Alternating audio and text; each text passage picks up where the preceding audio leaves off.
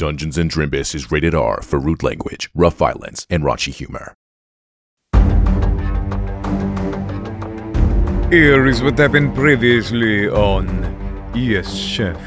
After requesting a parley with the devil, Butch and Kilana go to face their nemesis.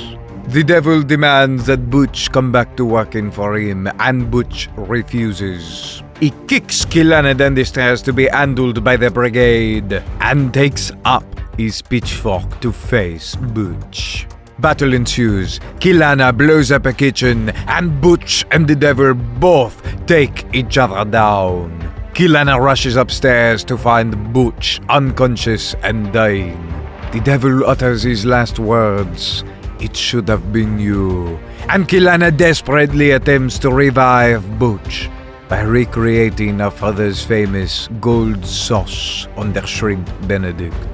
Butch actually tastes it, declaring it delicious. And the two are certified fresh, walking safely out of the building.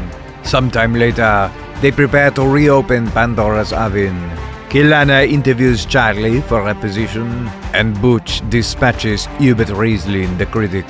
With a clean slate ready to go, they prepare for one last brainstorm session and head to the farmer's market. While tasting a spicy pepper eggs, Butch turns around to discover Kilana is gone. And now, Dungeons & Drimbus presents Yes, Chef.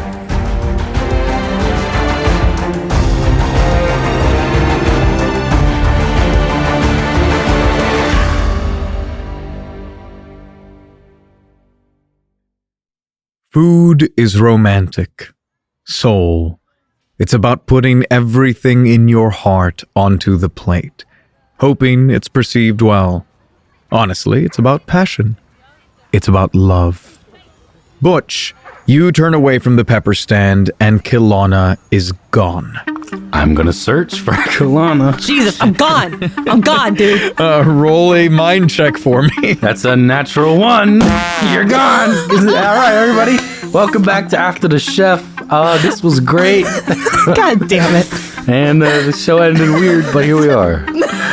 All right, you trip on something and you smash into the ground, taking 1 point of damage as you sprain your wrist. Jesus Christ. However, as you pick yourself up from that ungraceful fall, you see that you tripped on a small white box laying on the ground with a neatly wrapped gold bow. I'm gonna pick it up and hand it to the pepper guy. Oh, for me? Could you open this for me? Certainly, yeah. I'm gonna duck down behind the counter like it's gonna blow up. Yeah, he begins to open it. He sees you ducking. He goes, "Oh shit!" And he throws the box, and then he takes cover. And then you see that as the box tumbles onto the ground right next to you, actually, because he threw it up in the air, something tumbles out of it. A classic, pristine, white chef's hat. It radiates an aura of power and authority, seemingly calling to you. I'll pick it up. Yeah, it is a white chef's hat, and you, just looking at it, because it has that aura of authority, you feel like wearing it would really make you so much more respectable, so much more in command. This is the hat. You can wear it, and when an ally follows your command, you may expend a charge to upgrade their role outcome to the next success level. I'll hold on to it, but I'm gonna start looking around. Yeah, as you grab the hat and you begin to stand up, a note falls out of the inside. Oh, God. And you see it says, "Happy opening. Come get your present. The cask at 10 p.m. And then it is signed D. D. The cask is a restaurant. Do I know of it? Yeah, so you don't even need to roll for this. You are very familiar with the cask. It is a winery and distillery housing barrelfuls of expensive liquors as they age. It was a favorite location of the devil for temporary storage of bodies. You guys often referred to it as the morgue. I don't want to die. Do I recognize the handwriting on the letter? Roll a mind check for me. 9. Yeah, I'm gonna say you don't. It's not ringing any immediate bells. You've never seen this handwriting before. So I can confirm it's not the devil's handwriting. Definitely is not the devil's handwriting. Okay. The chef's going to put the note away and head to Pandora's Oven. As you arrive at Pandora's Oven, you see your restaurant. Your opening is but a day away, and you were preparing for one last big cook brainstorm session with Kilana this evening. The restaurant has been repaired and cleaned up.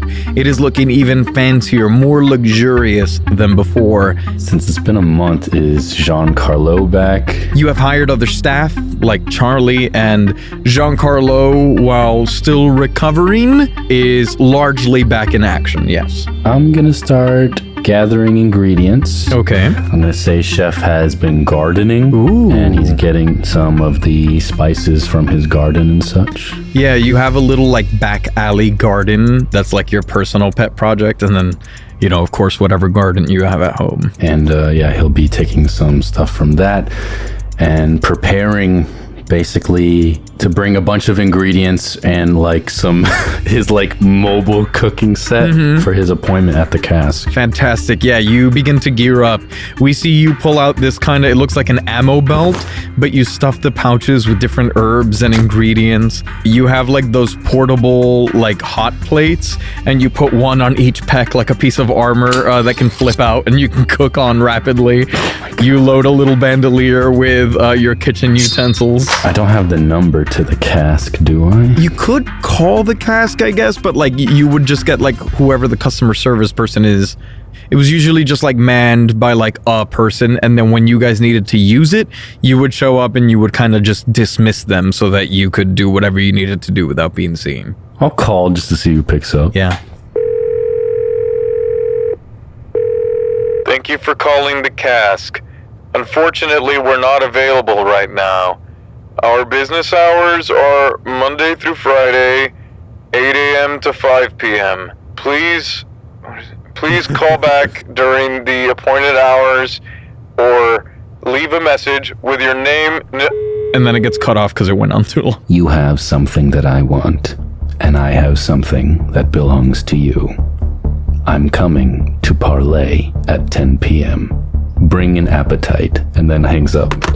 Oh, I guess I'll call Giancarlo to let him know where I'm going. Oui, monsieur. It's Butch. Oui, chef. Kilana's been taken to the cask. Mon Dieu. They've told me to arrive at 10 p.m. I require rain backup, sir. I would like you to be a lookout in case things go wrong. I will get on the first helicopter back. I was out fishing for your fresh shrimp for tomorrow. Of course. And thank you, Giancarlo. Of course. Need you anything else, my friend? I'll let you know. Then he hangs up. You arrive at the cask. It is a dark, moonless night as you take in the grimy gray building. Unassuming, its simple signage blends into the background. Just another back alley building that would be easily overlooked. The door is wide open, and without even stepping out of your car, you can almost taste a metallic tang. Iron on the tongue, the taste of blood, perhaps imagined. The waves of blood you have let here come back to kiss you goodbye. Your present awaits. Getting out of the car, locking the door, brushing myself off, and I'm walking in. You push in through the dim, flickering lights. The cold air chills your skin as you take in the casks upon casks upon casks. How many of these drinks will be someone's last? How many will toast to the memory of someone cut down too soon? Suddenly, something catches your eye. Pinned onto a barrel is an old photograph. A young man in combat fatigues. No age lines on his face just yet, but a depth to his cerulean eyes that betrays a deep weariness. It's you, Butch, near the end of your army days. They'll like lift it to like so you can look closer at it, but leave it pinned. Yeah, you look at it and it is a picture that you have not seen in a very long time. That's gonna soften his gaze for sure. Yeah. As you continue on a nearby barrel, you see something else pinned up. A newspaper clipping announcing the closure of the Pizza Palace, the place where you earned your name. The picture is crossed over with a red X, and in red markers are the words, "The Devil's Broiler," underlined. This person knows me too well. He'll keep walking forward. Further into the facility still, you see a rack of bottles. Wine bottles. But on their labels, you spot something odd. They are all pictures of you. An official headshot taken when you were promoting the Pandora's Oven TV show, and a hand-scrawled forgery of your signature at the bottom right of the label, done with precision on each and every bottle. This person was at the show. He'll pick it up and look at it and then continue moving forward. As you push on, you hear a wet blop.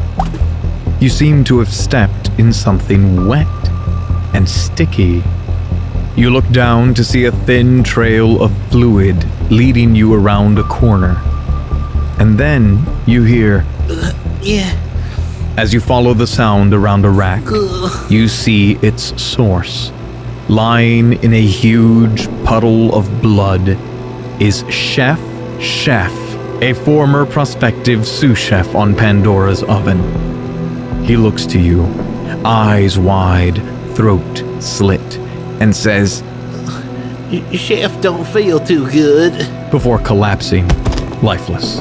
Oh man, can I do a medicine check to kind of stabilize him? Yeah, you're gonna need a pretty damn good roll, but you can try. Yeah, that's a 14 then. I'll allow it, you went over 12. Any excessive bleeding, I'm going to patch up immediately. Yeah, you pull arugula out of your pouch of ingredients and use it to staunch the holes. Yeah, I seaweed wrap his arms that are lacerated.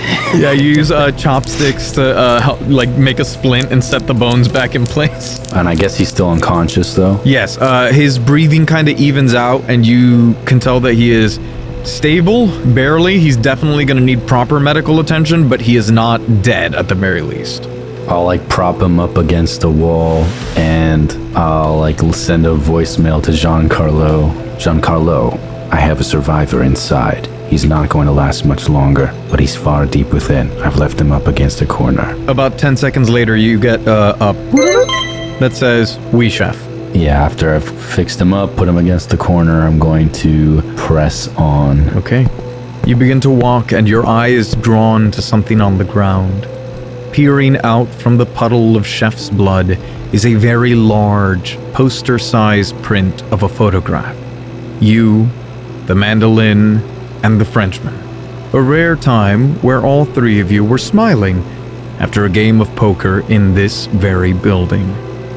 The mandolin and the Frenchman have their faces crossed out with red marker. Upon closer inspection, you see the blood and grime still stuck on your faces and fingernails. And you remember stuffing the bodies of your attackers into the casks in the background of the image. They say you can taste where a wine's grapes were grown, taste the wood a whiskey was aged in. What must the spirits here taste of? Who must they taste of? Agent Clement, Agent Julien. You've filled it now, haven't you? And then he will press on. Finally, you approach the locked door that leads to all the distillation machinery. And you spot something new. Candles. Plenty of them arranged near a plinth. Almost a shrine of sorts. There are rose petals strewn about amidst Butch Orson branded underwear, Chef Orson's steak seasoning, plenty of newspaper clippings of your face, and even a small Chef Orson collectible figurine. At the heart of the shrine is an old CRT TV playing through a VCR. It is grainy black and white footage, what seems to be CCTV security footage, of a place you remember all too well. This was the day the devil had invited you for your first one-on-one meeting. No Frenchman, no mandolin, no security, just you and him, in his home, enjoying dinner. Of course, You should have expected more when meeting with the head of the world's largest underground criminal culinary organization. In the middle of your meal, you would go on to take a bullet for the devil after noticing the red dot on his chest. With assassins closing in on the home and a bullet lodged in your shoulder, you went on to decimate the enemy forces. Not a scratch was placed on the devil, his wife, his daughter, not even his dog. A force of 30 taken down by one man, and the spoon he was enjoying his soup with. A good mentor, but a bad person. And then he'll keep walking forward. Yeah. You have reached the door and you look to it. You know it is locked, and your eyes turn to the computer terminal that grants access to the chamber beyond. Surely the passkey has changed by now. Last you remember, it was Hellfire 69 exclamation mark. He types in Hellfire 69 exclamation mark. Incorrect password. He types the same thing but adds another exclamation mark at the end. Incorrect password. And then you see a button for hint. And he'll click on it. It says, "My one true love." M.E. I think it's you, brother. Butch Orson.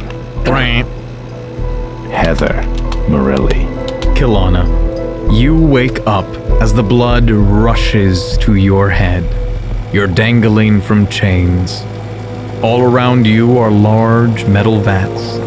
Hisses and bubbles sound out as something is being processed in this room.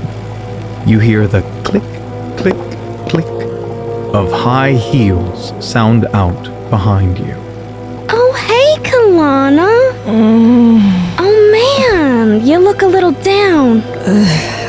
Fuck my head. Oh, yeah, that happens. The blood rushes to your head as you dangle upside down. What did you do? Heather, reaches out and pokes her. You begin to sway around the room. What do you want? What do you want? Oh, nothing from you. Although I do have a gift for you. What are you talking about? You know, I just can't help but notice how close you and Butchie have gotten over the past, my God, months. I just really thought you deserved to know, and I wanted you to hear it from me. Heather holds up a smartphone and begins to play a video for you. It takes your brain a second to decipher it from your upside down position. It's security footage. No audio, just grainy video of some sort of store. A supermarket, maybe? Everyone goes about their business as normal, and then blasts of white light. The front window shattering. 4 or 5 figures are suddenly engaged in a firefight. They duck behind some sort of seafood ice bar, using it as cover. One of the men drops on the left side. 2 drop on the right. Down to 1-on-1. And as the remaining figure on the left takes aim with his gun, a shopper suddenly leaps into the fray. A tall, thin man with scruffy brown hair stands between the 2 quarreling figures, holding a bag of shrimp.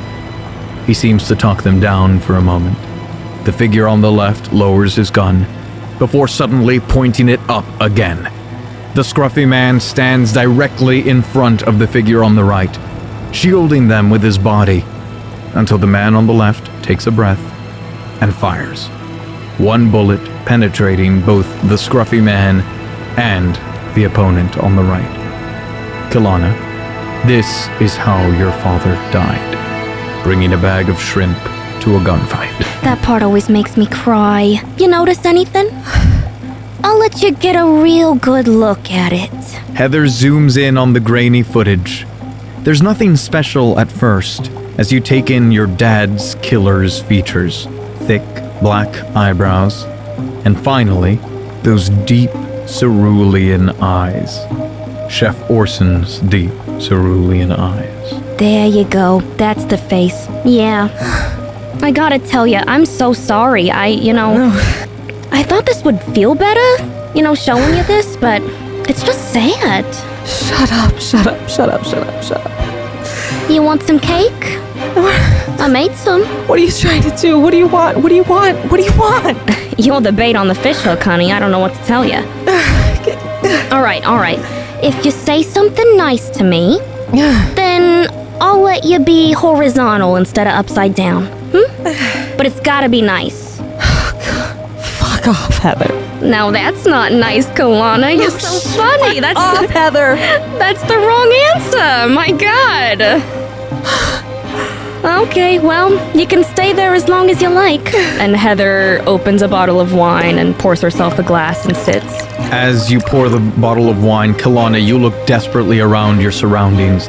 You seem to be in some sort of distillery, swaying from the chains, and suddenly you hear the door begin to open.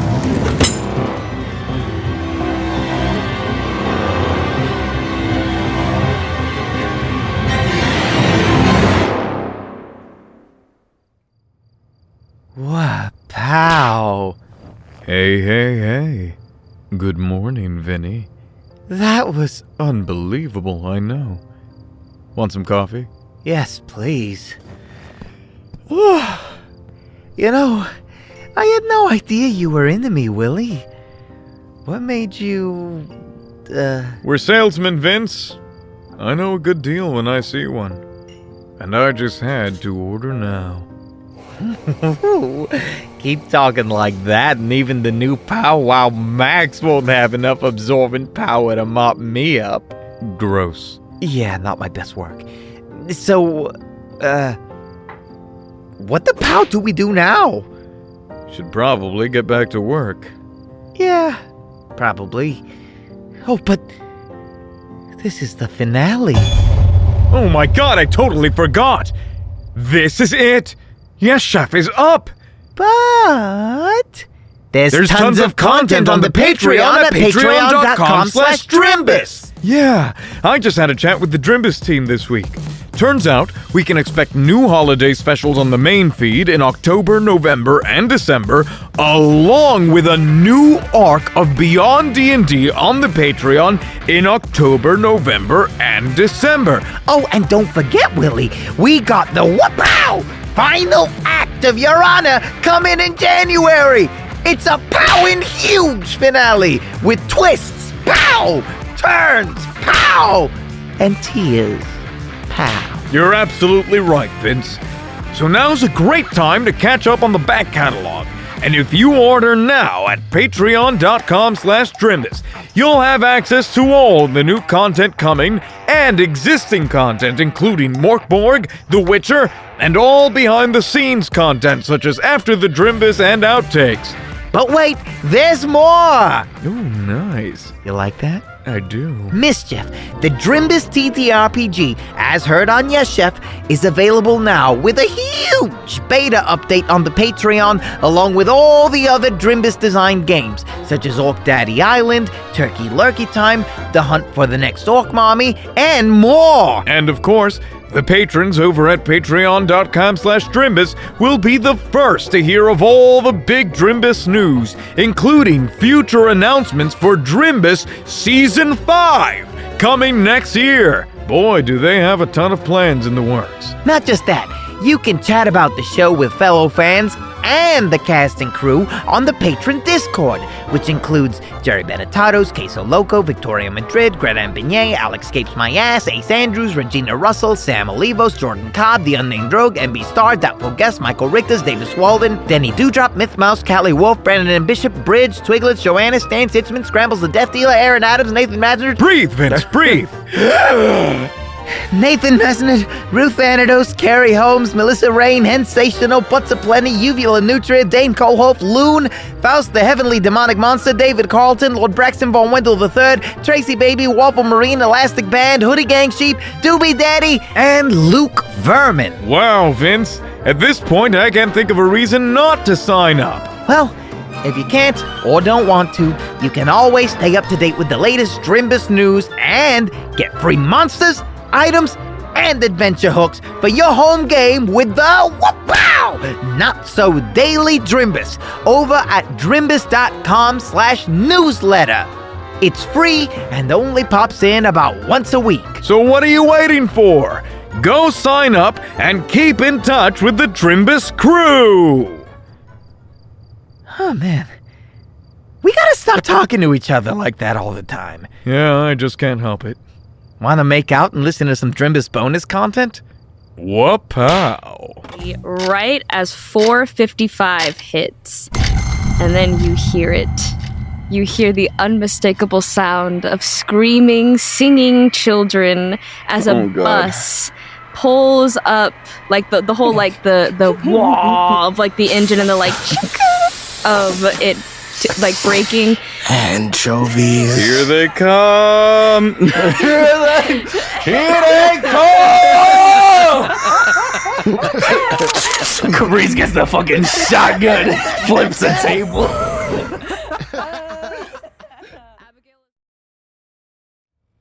Butch, you have entered the correct password, and the door swings open as you are met with the sight of Kilana, dangling from chains, and Heather Morelli, your old contestant amidst the distillery. Oh, you're a little later than I thought you would be. That password give you trouble? Did you get my message? I did. You told me to bring an appetite, so... Have you got one too? I thought we'd make it a potluck. And suddenly, Shef, you begin to feel woozy, and Heather pulls out a chair for you as your legs give way beneath you. Oh, you tired? It's okay, Butchie. I know how excited you can get. We needed to have a little chat first. The hat, the pictures, hell, the keys on the damn computer keyboard were laced with a powdered concentrate of methylcarbamol. It's working its way through your bloodstream right now, relaxing all these tense, beefy muscles. And she, like, massages his shoulders. Just breathe. Seriously, breathe. You might find that a little difficult if I got the dose wrong, so just make sure you're doing it. Butch, you feel your muscles kind of rebel against you as they relax and you fall into the chair, kind of unable to summon a lot of strength. And Heather looks into your eyes, seemingly granting you the chance to parlay. You can speak, perhaps a little slurred, but you can. Heather, this facility is surrounded by the Devil's Men who now work for me. Oh, you didn't get the memo. Yeah, I could see how you'd be confused. You struck down the devil, so you should now inherit his empire. And you would have, had my father not already declared an heir. Me. I'm the decanter. And those are my men, Butchie. If you're going to kill me, don't waste my time with talk. Kill you? I brought you here to thank you. Thank me. For dealing with the devil. I'm sure you know my father was not the retiring type. He would have fought to keep control until his heart stopped. Whether it be from age or from the sharp edge of a chef's knife. Who'd have thought it would be yours? I knew you were a keeper, Butchie. Ever since the first day I saw you. Do you remember? And Heather will sigh wistfully as she gets up and kind of walks around her little kitchenette setup as she speaks. On one of the counters, there's a record player, and she lifts the needle and places it down, and it starts playing jazz music, real romantic music. Chef's favorite. You were over for dinner. Mom made spaghetti. And then we were attacked. I was so scared, Butchie. But you saved me. You saved all of us. My protector. When you brought me on your show, I thought it was a sign. You felt the same way. It was my chance to show you my skills. But then you rejected me. Belittled me. So you have to understand, Butchie, I was angry, rejected, hurt. So, I lashed out. I'm sorry. I've thought a lot about it, and I know that you were just being a good partner. pushing me to be the best version of myself. To be better. Well, Butchie, I am better now. Thanks to you, I'm the best. And now is our chance, Butchie. And Heather will kneel beside him. Join me. Rule beside me. And Heather is going to reveal and hold out Chef Orson's Damascus steel knife. The Devil's Claw. The Empire. All that power. Me. It can all be yours. Just cut those ties that are holding you back, Butchie. And Heather will stand and circle Kilana as she looks at Butch.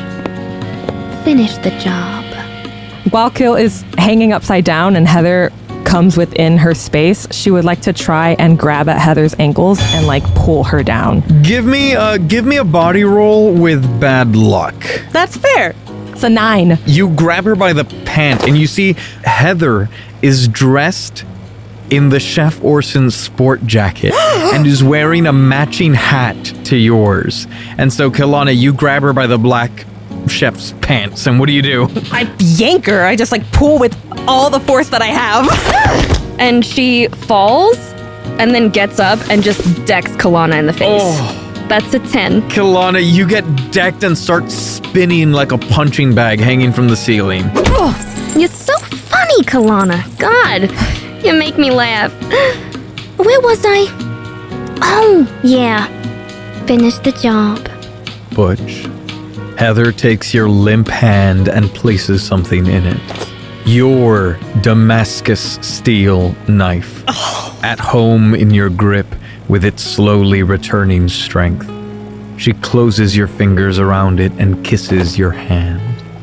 He like flips the knife in his hand, but towards himself. I'm trying to show that I'm like not hostile. Yeah, you, as if you were gonna pass the knife to someone, you grab it by the blade. Yeah. A dear friend taught me these kinds of conversations are best had over a drink.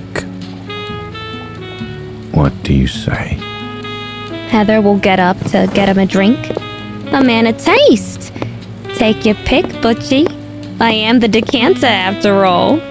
Please, let me serve you.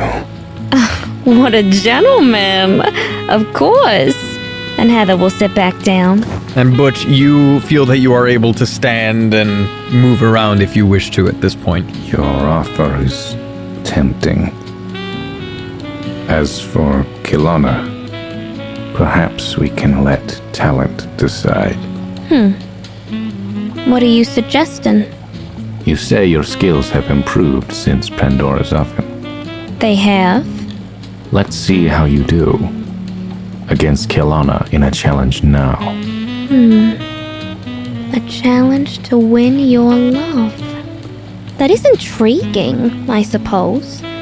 But it would be so much easier if she was just gone. You know, no offense, Kilana. Thank you so much for taking care of him. I just can't have the ex hanging around. You know, I'm sure you understand. Well, it's really rich to think that you believe Shef would really want sloppy seconds like you. Sloppy seconds. What an interesting phrase. What makes you think that's me? I'm sorry, maybe I forgot. Did you win the cooking competition? Were you his sous chef all this time? Or am I don't know. Is all the blood getting to my head? Man, the mouth on this one, Butchie, my God. You picked a good one. And I'm going to release the rope holding Kilana so that she hits her head on the ground when she falls. Oh, fine. But just because you make me laugh.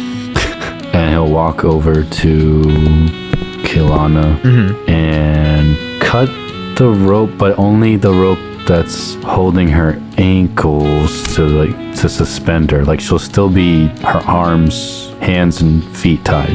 Okay. Have a seat, Kilana, and he'll pick her up and put her on like a chair. Okay. Kil's gonna just look at Heather like, bet you didn't like that.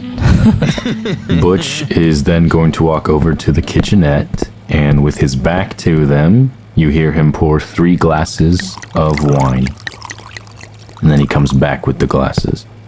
1 for the sous chef, 1 for the decanter, and 1 for me. The challenge is simple. I want you to tell me what's in the wine. And he'll take a sip. And so will Heather. Kill will not. Kilana, I insist. And she is once again going to look at you and search for something in those goddamn cerulean eyes. For the love of God. Kilana she'll bring the wine glass to her lips and she'll tilt it ever so slightly, but she will not fully let it into her mouth. Whatever she will end up tasting will be just from her lips. Kilana, what ingredients are in the wine? Kill will lick her lips, and I would like to roll to decipher what is in the wine, I suppose. Ooh, okay, roll mind. 10. Okay. She will once again just look at you, Chef, be like, it's a Merlot, Chef. And? And it's dry, Chef. He will sigh Oh, I taste notes of cherry. He'll put a hand up. You've had your time. Heather, please inform Kilana what is in the Merlot. It is a dry Merlot. She was right about that. But there's plum, blackberries, cherries, other kinds of red fruits, and it's really nicely aged. Correct. There are also some floral extracts, belladonna, aconite, hemlock, and he'll go over to pick up the assassin's teapot and pour more into his glass. Then we flash back to in Pandora's oven in the garden, getting spices. Okay. And of those are belladonna, aconite, and hemlock. Putting them into the assassin's teapot, and then putting a wine in it during the conversation between Heather and Kilana. Yeah, Heather, you swish it around and immediately detect all of those floral extracts of Butch's addition. Oh, Butchie, I thought you wanted to parlay. I did. And then I'd see you drop dead. And he's gonna throw a kitchen knife at Kilana's tied hands. Oh, roll for initiative. I hope you don't miss! Jesus! Can I also, just in case he's not good at this, consider that I have acrobatics, please? Kilana, if you spend an action point right now, I will allow you to use the acrobatics to give him luck. Okay! Take it! Jesus!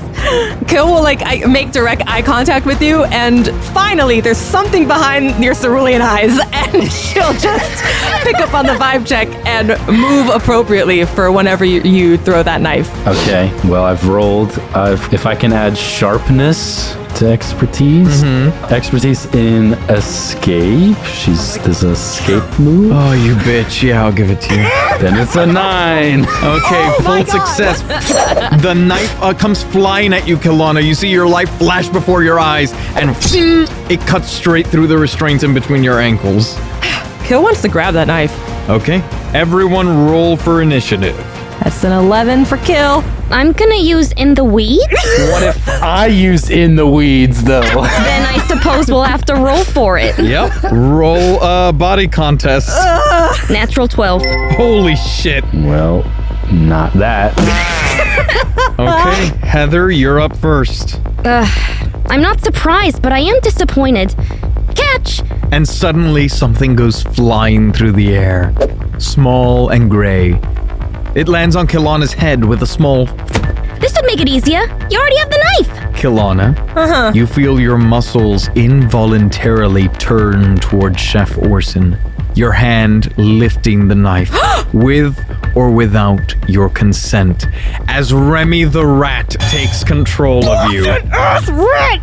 Oh my god, I hate you guys so much! I can't believe you pulled out the rat! I can't believe you pulled out the stupid rat card! You're all rats! You're all rats here. This is insane. I knew it. I'm like, that fucking rat's gonna come back and bite me in the ass, and now it's here on my head. All right.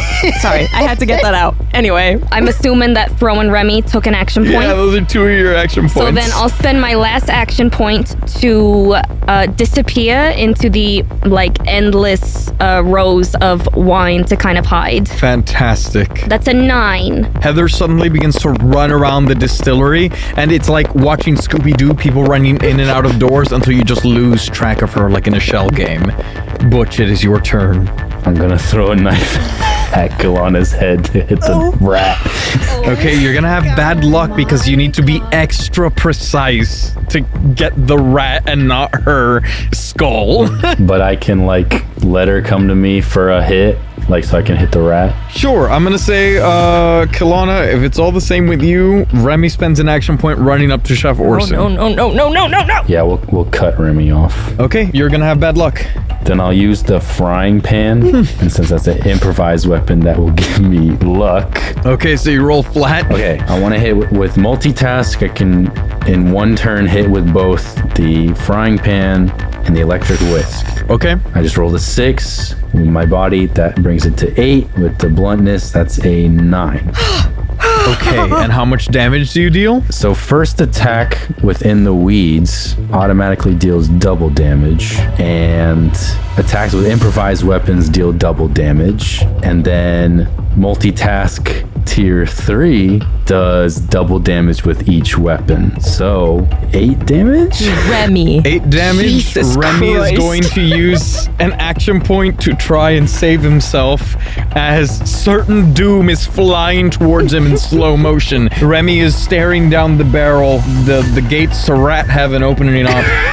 Oh, Remy, my boy. Get that rat out of here. He rolls a 3 as he tugs up on Kilana's hair, and her hair rips right out of their follicles in his hand. And he looks up and squeaks before Remy is splattered and his blood pours down your face, Kilana. And Kill's just gonna wipe the blood off of her face. It is your turn, and you have 1 action point left. Thanks, Chef. Never doubted you for a second. Where'd she go?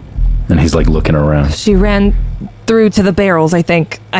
Game plan. Are we killing? Is this, I want to be on the same page here. You know what? If it happens, it happens. I don't like the bitch. And Kill's gonna make her way towards the barrels stealthily. Okay, are you searching for her, or are you trying to stay hidden? I can't do both? You can pick one. I guess I would like to find the fucking bitch, all right? Damn it. That's a natural 12. You immediately spot Heather. But that's my action point, right? I can't do anything after that? Yep. God damn it. Found her, Chef. I'll at least notify him. At least I can tell him, right? Yeah, Kilana points like a toddler snitching on someone. Found her, Chef. Heather, you have been spotted. It is now your turn. Remy is dead. Damn. Pour one out. Okay. Heather would like to make an antidote. Ooh, okay. Roll will for that. Would my expertise in Butch Orson apply here at all? So you're making an antidote for the poison in the wine he made? Yes. I would say yes. Okay, then that brings it to a 9. Okay, with the knowledge of you stalking him and observing him gardening for the last month, you, as you hide and duck behind the barrels, you are mixing together small herbs, and you manage to craft a rough antidote. Great. I will drink that. That's another action point. Alrighty, fine. I have 1 left, and with my last action point, I am going to expend a charge to craft a flambe. And in doing so, use my ability, Flavor Blast. Oh no. Okay. We see Heather has been, as you guys were looking through the barrels trying to spot her, you don't know where she is, and when Kilana turned around, she spotted her behind one of the stoves, making a flambe. What the fuck is she doing? Careful, Kilana. It's an explosion of flavor. And that brings it to a 9. So Heather will take her pan and she'll craft a creme brulee and flambe and add, fire to the pan. And then all of a sudden, Kilana turns, she says, "She's there, Chef." And then when she looks back, she just gets a ramekin at her feet that just in fire and will deal double blast damage imbued with the elemental effect of fire. Oh, the ceramic shatters and peppers Kilana, dealing 2 damage. And it is so hot as this gooey creme brulee coats your skin. You will need to spend an action point to remove it, or you will take burning damage until you do. Butch, it is your turn. He's going to run at Heather and multitask and call a shot. Oh! And use the improvised weapons. That's 12 damage if you land this. You come flying. What weapons are you using? The electric frying pan and the electric whisk, and that is a 13. Holy shit. Heather, you take 12 damage. And Heather uses her tier 1 ability, Repulsive, to expend a focus to reduce an incoming attack to 1 damage. And the way that she does this is as he approaches, she sidestep him and kisses him on the cheek so that he is repulsed by her and doesn't get as good of a hit on her. Yeah, Butch, you are so... 1, she blurs out of the way, and then 2, as you're bringing the weapons in, you are confused. You just suddenly feel someone kiss your cheek, and you try to swat them away with your frying pan. And Heather, you will take 1 damage, however, not 12. I'm going to attack again. And that will be a mixed success. You turn around, you just got kissed, backhanded her with the frying pan, she tumbles a bit. You go to smash her with the frying pan, she sidesteps over, and she is almost chest to chest with you. And then you take the electric whisk and just stab it into her shoulder and begin to whisk. Heather, you will take 2 damage instead of 4. All right. So as he does this, the jacket rips away at the point of contact on her shoulder, and what's revealed underneath is a very busty tank top. And I'm telling you, if you weren't trying to kill her, this would be like the cover of a romance novel. And even though you're dealing damage to her, you just see her look into your eyes, and it's working for her, is all I have to say. Chef Orson, you have whisked her until you formed stiff peaks. Kilana, it is your turn. Kilana has witnessed this weird display of erotic violence. Yeah, very aggressive erotic violence. And Kill would like to use the rope that was used to tie her up and would like to make her way over to the happy fucking nasty couple. Okay. And I know it's gonna be a contest probably, but she'd love to wrap the rope around Heather's throat. Roll body. That's a 9. Okay, Heather, you take 1 point of damage as Kilana begins to choke you out with the rope that you used to restrain her. Bet you like that, huh? To your dismay, she does like that, actually, quite a bit. I knew it. Fucking knew it. With that, since she's behind her, she would also like to stab her in the back with the knife that Chef gave her earlier. Roll that. That's a 13. And Heather, as you are feeling the terrifying and intoxicating titillation of the rope around your throat, you suddenly feel a knife enter your back. As it becomes your turn. I would like to attempt to disarm Kilana with the rope. Okay, roll body. I have all 3 tiers of the ability 86, so I roll with luck when attempting to disarm a creature. Nice. And if I do it successfully, I get to swap something in its place. Ooh. All right, that's an 11. That is a full success. What do you swap the rope for? Suddenly the rope is gone, and there's a cupcake in its place. And I would like to use my second action point to evade and hide again. Ooh, okay, roll body. Okay, that's a 12, not natural. Okay, Kilana, before you can even register what has happened, you are squeezing on Heather's throat. You stab the knife in, and then as you go to put your hand back on the rope, all of a sudden you have squished a cupcake in your hands. Huh? And Heather combines 2 vials of liquid, and this puff of smoke goes off, and suddenly she is gone. Butch, it is your turn. Butch is peering through the smoke and gonna look for her. Roll mind. Can we add a survival or escape expertise? I'll give you sharpness. Okay, that'll become 5. Okay, you managed to hear as a cabinet closes and you hear rumbling around as it seems the cabinets in this kitchen are all hollow and Heather is running through them to somewhere, but you don't know exactly where. Bush is gonna yell, "The cabinets!" and then grab a steel rod and try to lock all of the cabinets, as many as he can, with like through the handles. Give me a mind roll with bad luck to try and lock the cabinets that you think Heather is going to come out at next. That fails. You shove a bar through and it just kind of like immediately falls out the other end because it's not long enough to like reach the next set of handles. Kilana, it's your turn. So, in all these barrels, right, it's a bunch of wine, right? Wine and other alcohols, yeah. Are there any like already like bottled liquor lying around? Yes. Oh, cool. Kill is going to grab one of the liquor bottles, open it up, shove some napkins in there, so just whatever, nothing crazy.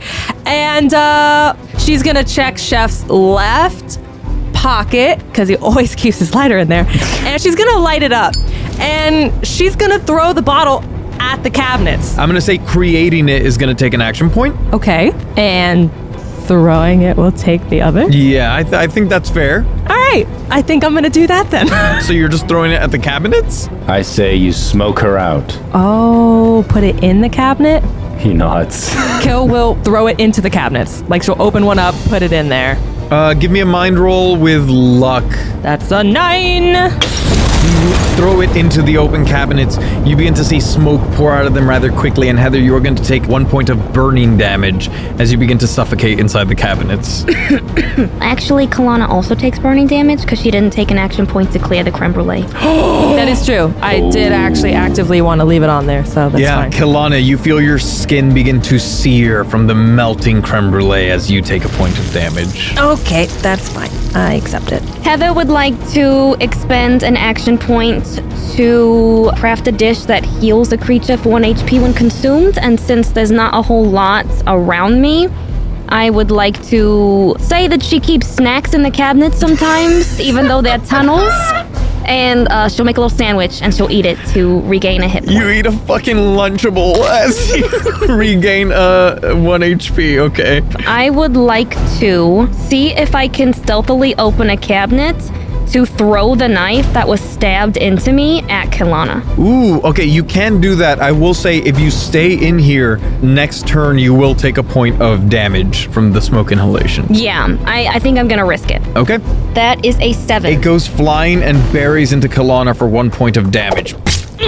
However, you begin to pull back into the cabinet and you slam it shut on your hand. And because you have to reopen it to kind of let yourself back in, they will not have bad luck on aiming at you as you have left yourself wide open. Butch, it is your turn. I'm gonna go where I heard the cabinet slam and try to block the cabinet. Okay, roll body. Can we add broiling expertise since she's gonna cook in there? Yes. We get to a 9. Heather, you are shoved back into the cabinet as the flames begin to lick at your skin.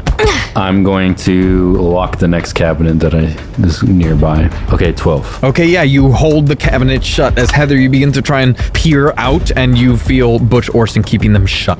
Kilana, it is your turn. Kill's gonna just like look at Shef, and then she's gonna look at all the all the liquor around, and she's gonna look back and be like, "Do you trust me?" Kilana, no. And Kill is gonna go and start grabbing more of the liquor and start emptying bottles. Oh, fuck. What are you emptying them on? She's gonna empty them on the barrels. Kilana, you spend both your action points running back and forth, grabbing bottles of alcohol. Butch, you see her opening just like grain alcohol and pouring it over the top of the barrels. I know you said no, Shef, but I think this is really just the only way out right now. Just get ready to run. His eyebrows furrow. And Kilana, you take 1 more point of damage as the creme brulee sears your skin yet again. Oh, it's still there? Yeah. I think you have to remove it. I would have just eaten it by now and then healed for it. God. All right, next round. Heather, you also take 1 point of damage as you begin to suffocate in the cabinets. And if you want to leave, you're going to have to spend an action point to do so. Okay. It is your turn. Then I'm going to try to run to a different point so that it's not where Butch is holding it and expend an action point to get out.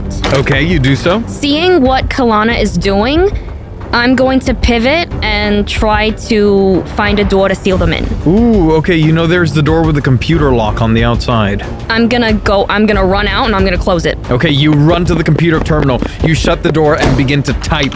Butch and Kilana, you both have seen this as it becomes Butch's turn. Can I run out the door to open it? Sure, are you gonna spend an action point getting to the door? And then I open it, yeah. Okay, Kilana, you are the only one in this increasingly flammable room at the moment. What do you do? I think I want to stay and have a camp. I'm gonna leave. I'm running out.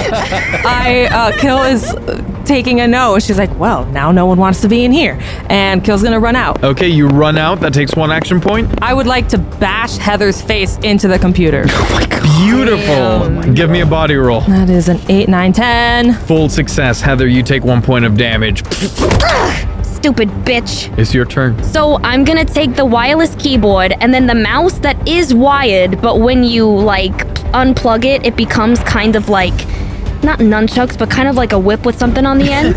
Sure. And I'm gonna spend my 2 action points, 1 to bash Kilana with the keyboard, and then use the mouse to try to hit Chef Orson to disorient him. Ooh, okay. First roll that attack on Kilana. Okay, and that's an 8. Kilana, you take 1 point of damage.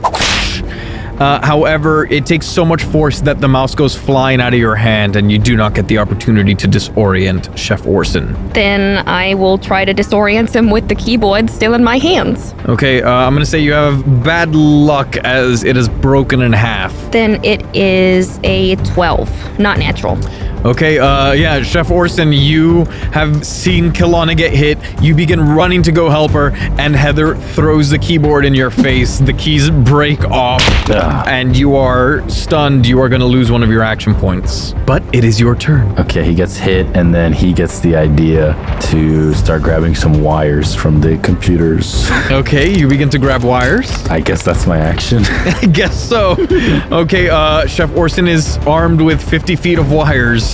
Kilana, it is your turn. Awesome. I'm using my heavenly ability. I'm spending a charge so that I can eat some of this creme brulee and heal for 1 HP. Yeah, you add just an extra sprinkling of brown sugar that you carry in your pocket at all times. Duh. It is divine.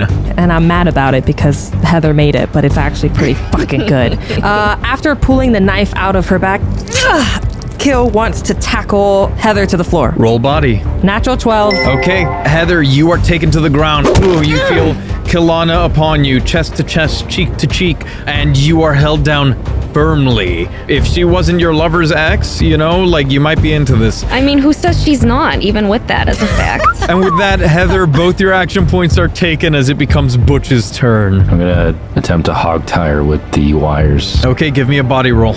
9. That is a full success as Heather, out of your wildest dreams, Butch Orson begins to hog tie you. Enough. There's no need for blood anymore. Says the one who tried to kill me first. I made a mistake. You are very versatile and resourceful, and I see you have improved. Thank you, Chef. Don't thank me. I think you have to serve some time before you serve food. And he looks regretful, he does look sorry. But think about what we could be together. And as this building comes crashing down, I mean... Yeah, you see inside the room, through one of the tiny windows, you see it begins to catch fire. I did tell you to return when you were ready. Unfortunately, that time has not come. And he's going to throw her over his shoulder, turn to Kilana and say, "We're taking her to the police. She doesn't deserve to die."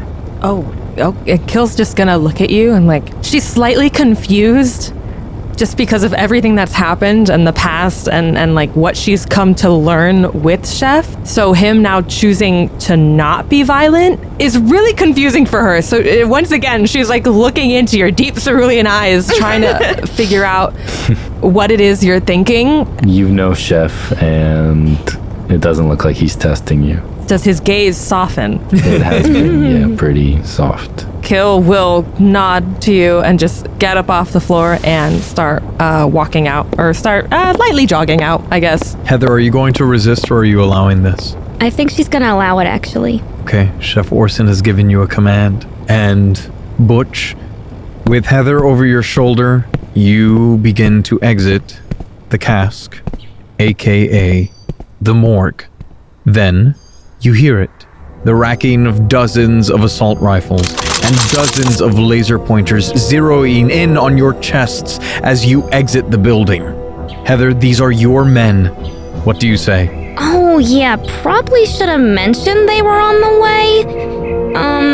Sorry, but since you didn't kill me, they're probably gonna have to kill you. I'll hold her like a hostage with the electric whisk at her neck. Awaiting your orders, ma'am! Oh, Butchie. Would you write to me in prison? Yes, Promise? I do. Okay. Stand down. I concede. And immediately all of the laser pointers disappear and the guns drop to their sides as the men stand at attention, and suddenly a man comes bursting out of the crowd and you see him sweating, still wearing a bandage and with a swordfish head in one hand as Giancarlo comes out and he says, Monsieur, Madame, you are all right. Did you get the victim? Oui, monsieur. There are people coming now. We will fetch him from inside. Miss Morelli is going to be preserved, not spoiled. Very well. Shall I make the announcement? He nods. Giancarlo turns around to the army of men and says, Attention, all of you! Madame Morelli is preserved. She has been bested by Chef Butch Orson in accordance to the rules and regulations of the FDDA. Chef Orson is now your head chef. Monsieur, they await your order. Call the authorities. Someone stay with her. The rest of us are leaving. Heather looks at Butch. Yes, Chef. Make your father proud, Heather. And then he will walk with Kilana. and you walk away from the morgue.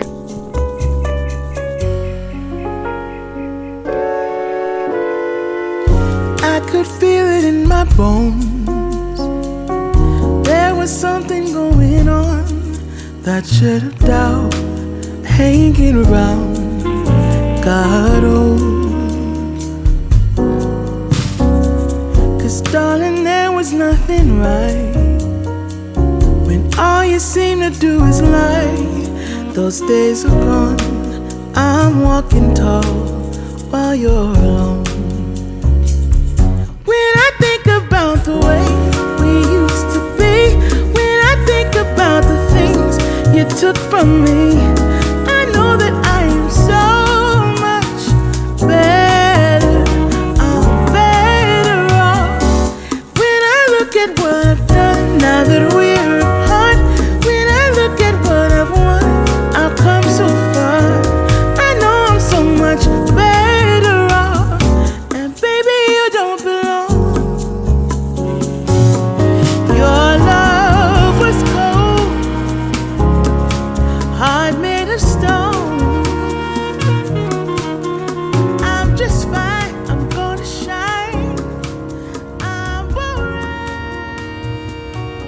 Later that night, Kilana, Giancarlo plays the video for you once again on his computer. On one of the 4 monitors, you see the video Heather played for you. On the main monitor is Giancarlo's video. The 3rd monitor plays Spotify and the 4th one is just vibes. He turns to you and says, Like I said, I ran surveillance and intelligence for every mission Butch went on. As you can see from the actual security footage, he was not on the left side of the ice bar. He was on the right. When we zoom in on Heather's video, you can see the artifacts. The eyes change size. From one frame to the next, the age lines change on his face. And look how clear his face is compared to the rest of the footage. That is not how video works. This footage was altered using generative AI. A deep fake. It was a trick. I even have his body cam footage. You can see your father... Giancarlo, you can stop the recording. Understood. Delete it. Pardon? Delete it, Giancarlo. Oui, Chef. It has been deleted. I don't need to see it. With or without that video, I know who my dad was. I think I know him more now than I did when he was alive, oddly enough. And I know who Shef is. I think. God. And more importantly, I'm starting to understand who I am. Thank you for being part of that. You are welcome, Kilana. Okay. See you at opening. Indeed. Happy opening, Shef. And Kill will head to the bathroom, and we see her pacing back and forth, kind of just talking to herself, trying to calm down while also hyping herself up. Okay, it's fine. You're fine. You're okay. You want this? You deserve this. And you're okay. And she's looking at herself in the mirror, kind of hoping that her reflection will talk back to her, but of course it won't. Your reflection does not talk back to you, but in the mirror, like Bloody Mary, you see Butch Orson over your shoulder. Jesus fucking fuck. Why do you don't have to do that. Everything all right? We're opening soon. Yeah, I know. Yeah, just a lot of... And she's gonna look at you through the reflection. I cannot help but feel like we made the... She's gonna correct herself. Like you made the wrong call with Heather. And she's not necessarily waiting for a response, but she is she's looking at you, like strong. I understand you're worried that she may not come out as clean as we hope, but I have to respect the craft. She did know what she was doing. I poisoned her, and she knew how to cure it. I have a thing with proteges and the deaths of their fathers. Both of your fathers died needlessly, and I can't help but feel remorse in that.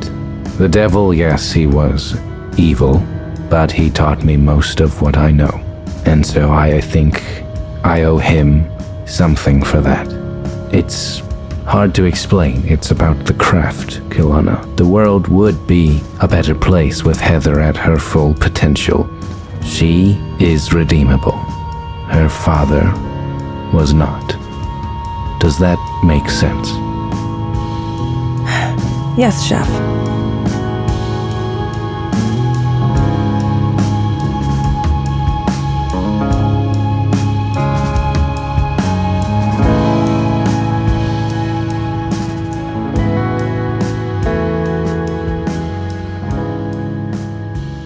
Butch Orson, Kilana Golds.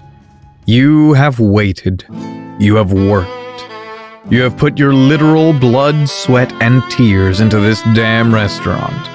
And finally, it is open. The kitchen is in a flow state, and the orders are non-stop. Tickets in, plates out. We're running low on the gold sauce, Chef. Yeah, on it. We see Kill take charge and start firing up some pans, and she is doing her best to catch up and then make sure there's enough sauce to go around. Chef's ears perk, and he's going to go to where the band is supposed to be. You walk over to the live orchestra pit, like in the center of the restaurant, where the instrumentalists are playing some nice light classical music to set the ambiance. And he'll walk over and just kind of like stand and stare at all of them. Everything all right, boss? It's jazz night. Hit it. 1, 2, 3, 4. At first, the audience is taken aback as the music literally like blasts them a little bit. And then as it kind of fills the space and resonates, you see everyone kind of like happily like nodding along and enjoying their food as the atmosphere visibly perks up. He walks in, we have 3 tables waiting. Kilana, what's going on? Orders up, Chef. Can I get some hands? And people are starting to walk out. They're moving to the same beat of the music. Chef, table 4 has complained that there is not enough schmoople sauce. Kilana, there is not enough schmoople sauce. On it, Chef. Charlie, where's my schmoople? Coming. There's a spill over here. We'll clean it up. Lively jazz fills the restaurant as you go through your first full dinner service. In the kitchen, you're all drenched in sweat and victory. Your patrons leave with smiles on their faces and an astonishing amount of porterhouses and benedicts in their stomachs. Kilana, during a brief respite from the barrage of orders, Giancarlo comes up to you and says, "You have a visitor, chef." Oh, thank you. Yeah. And Kill will like clean her hands off with a rag and take off her chef hat and make her way out of the kitchen. You step toward the back where you find Roscoe. Your uncle is looking much better than the last time he was in the building. Hey, kid! Good freaking job! Thank you. And she's gonna willingly go in for a hug. Yeah, and he'll hug you tight. And then he, as you pull back, he says, "So where is he? Who? Where are you hiding him? Come on." Chef? No. Where's Vince? Because I swear to God, he has to have cooked that Benedict I just ate. Ain't no way little old you did that. That's the nicest compliment. That's the nicest thing you could have said. And I mean it, seriously. You blew me away. Really? You don't have to just say that. You know that, right? No, I'm serious. I'm real... Well, you know what I'm going to say, so I'm not going to say it. Except I am. I'm real freaking proud of you. Fuck! Thank you. Yeah, no, I don't know. I don't know what happened. It kind of just finally came to me. I'm so glad, man. I'm seeing you out there like that and seeing you do what you love. I could taste it. I could taste the love in the dish, you know, man? Yeah. Well, look, anywho, I know you're busy, so I'll get out of your hair. No. Wait. Crap. Okay, wait right here. Do not move. Don't move. If you move, I'll be so mad.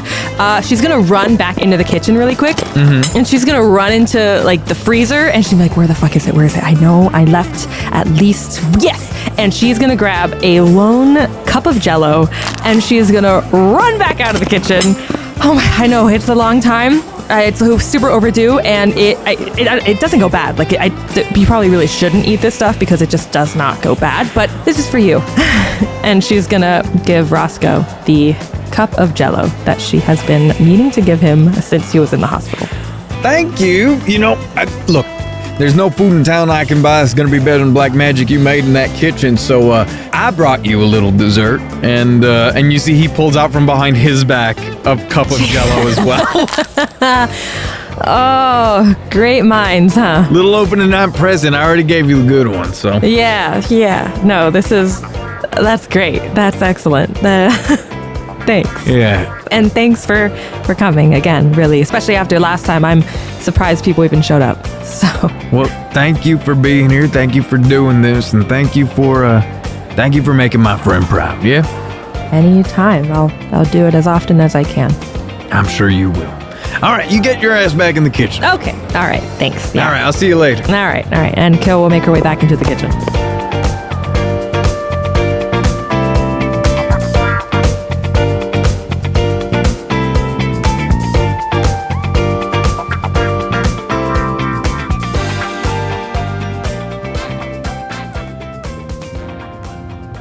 We see Shef is admiring his devil's claw that is mounted on the wall. And Giancarlo walks in. Tonight went well, yes? Oui, Chef. It went marvelously. Next week, let's remove the carpet floor and replace it with tile. It's easier to clean the stains that way. And he pulls off the knife off the wall, and he's like examining it. The smallest smile appears on his face as he says, "Yes, Chef. By the way, there is someone who wanted to speak to you quickly." Oh, where are they? I will bring them in. 1 second. Giancarlo steps out and then returns with Philip Stromwell, up-and-coming food critic, as he stops by and says, "I just wanted to give my compliments to the chef." He holds out a hand for you to shake. He'll shake it. He says, "A singularly unique culinary experience. I must admit, I wasn't sold on the idea of having a shrimp Benedict at 11 p.m. And yet, astonishing." I do like to let the food speak for itself. You should look forward to my review. I'll be watching. Understood.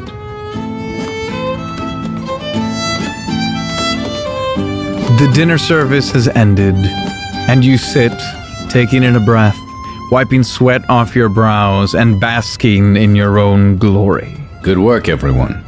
It was your talent, tenacity, and teamwork that got you through it. And he'll look to Kilana as he's addressing the kitchen. Kill will look to everyone and give a gentle smile and a nod and say, "Well done tonight, everyone. You are dismissed." Thanks. Well, thank you, Chef. I didn't hire you. Oh, gotta go. You really have to do something about that guy. He just keeps showing up. Indeed. And he'll start washing his knife. Chef, sorry, I feel really good about how tonight went.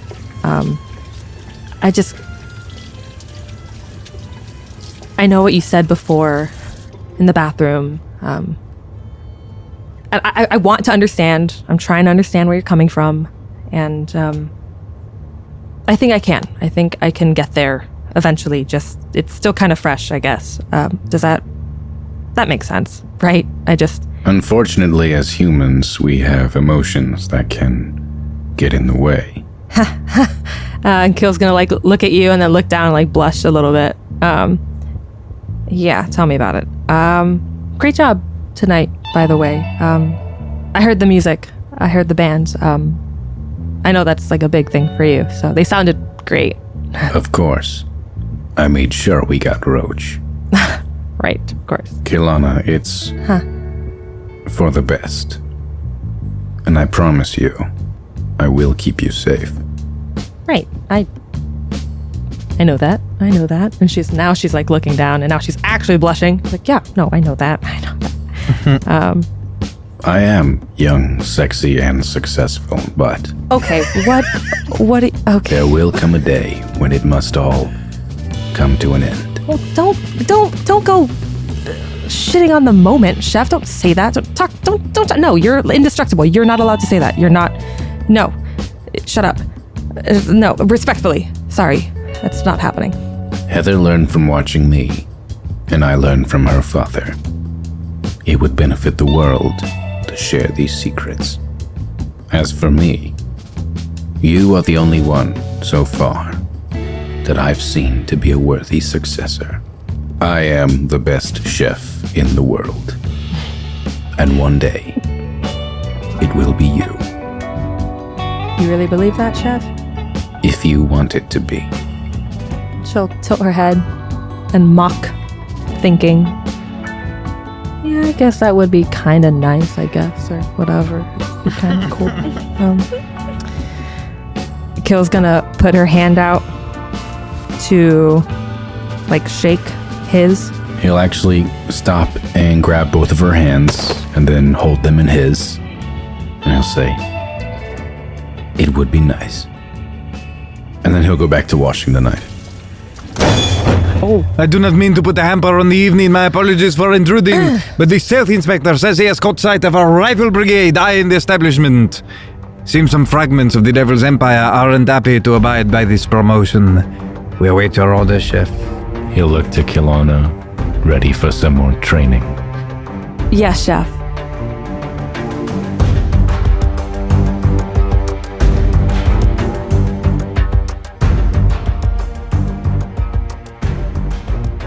This has been Yes, Chef.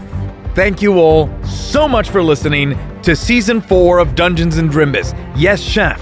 Yes, Chef features the vocal talents of Nicholas Benetatos as Butch Orson, Amanda Fernandez-Acosta as Kilana Golds, Hannah Schooner as Heather Morelli, Michael Pisani as Charlie Twinkerton, and Nicholas Palazzo as Shef. The rest of the world is voiced by your BG. Hi, that's me, Giancarlo Herrera, with editing by Hannah Schooner and sound design by Giancarlo Herrera. Special thanks go to all of our lovely patrons over at patreon.com/Drimbus and each and every one of you who have listened to the show. Thank you all so much for the wonderful response we've gotten to Yes, Chef. This was a joy to make and even better to share, and our first time using the game that we designed, Mischief, for a full season. If you'd like to support the show, please consider leaving a review on the podcast app of your choice, or simply sharing it with people. We have so many cool ideas in the works for new seasons, maybe new worlds, etc., etc. If you want to make sure you don't miss anything, consider signing up at drimbus.com/newsletter so we can let you know when we drop new stuff. And for all of our wonderful new listeners who joined us in Yes, Chef, we've got 3 great seasons for you to dive into. Your Honor is our current ongoing season and our largest by far, with the 4th and final act coming in January, in which everyone plays as fantasy attorneys and go off on wild and crazy adventures that far exceed anything they were expecting. Season 2 is Hunt for the Florida Man, Drawing on our life experiences from having mostly grown up in Florida, a gang of wild and wacky characters go on a hunt for the elusive Florida man, uncovering wild conspiracies along the way. And of course, Season 1, Deliverance, the season that started it all, as a ragtag group of adventurers go on a nautical adventure to deliver a cure for a plague. It is crazy to think about how far we've come and how much our community has grown, so once again, thank you all so much. This season was a wild experiment. I learned so many new things that I love about running games for this show. I fell in love with these characters, and I hope you did too. And honestly, I left myself wanting more. So who's to say we won't run into Butch, Kilana, and crew again in the future? But until that day comes, thank you again for joining us on this insane adventure. We hope you'll join us for more. And we'll talk to you all real soon. Mwah! That's a French kiss from all of us at Whimsic Productions.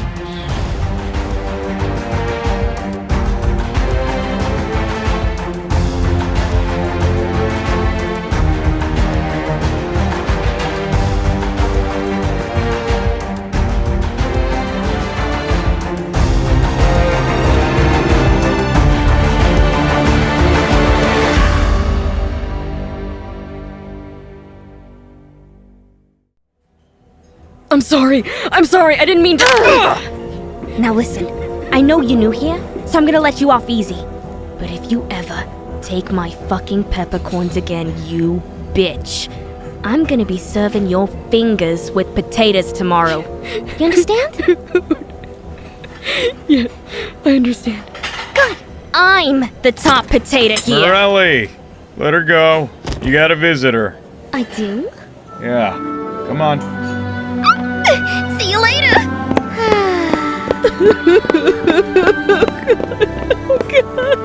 Oh my god, Leslie!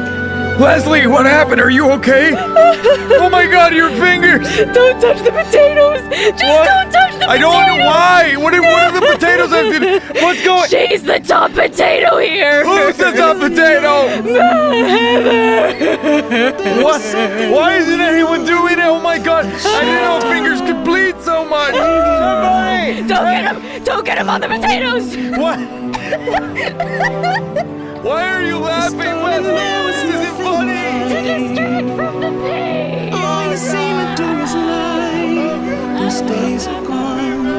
I'm walking tall while you're alone.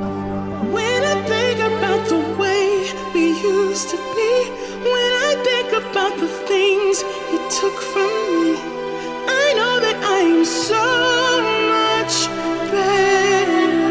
I'm better. When I look at what I've done, now that we're apart, when I look at what I've won, I've come so far. I know I'm so much better. Now, baby, you don't belong. Your love was cold, heart made of stone. But I'm just fine. I'm gonna shine. I'm alright. I'm celebrating my liberation. I'm moving strong. I'll get it done. I'm alright.